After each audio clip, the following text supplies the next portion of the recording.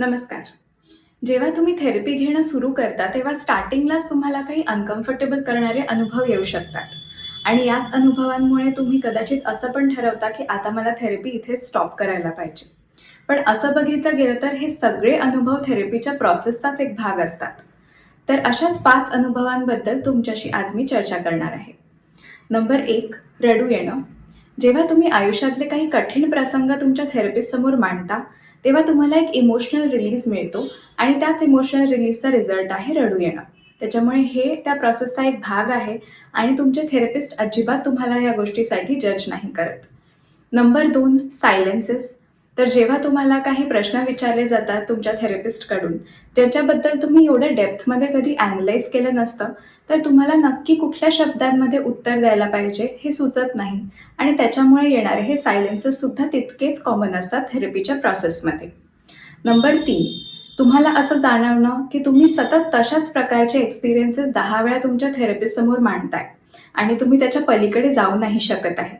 हे सुद्धा खूप कॉमन आहे या प्रोसेसमध्ये.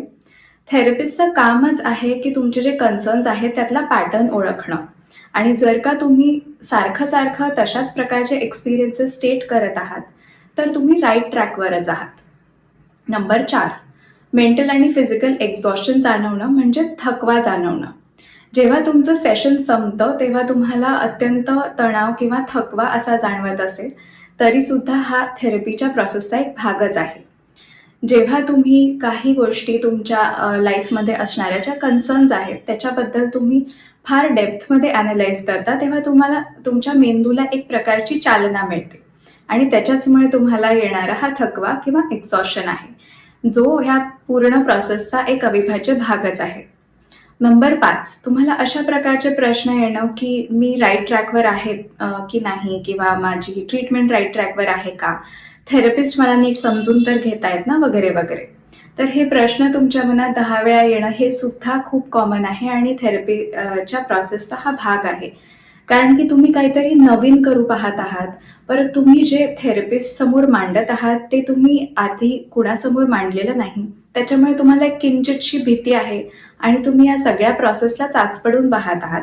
त्याच्यामुळे सुद्धा तुम्हाला हे असे प्रश्न 10 वेळा येऊ शकतात. तर जर का तुम्हाला असे सगळे 5 अनुभव येत असतील, तर तुम्ही राइट ट्रॅकवर आहात.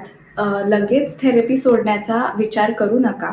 थोडा पेशन्स ठेवा आणि तुमचा प्रोग्रेस तुम्हीच मापून बघा. धन्यवाद.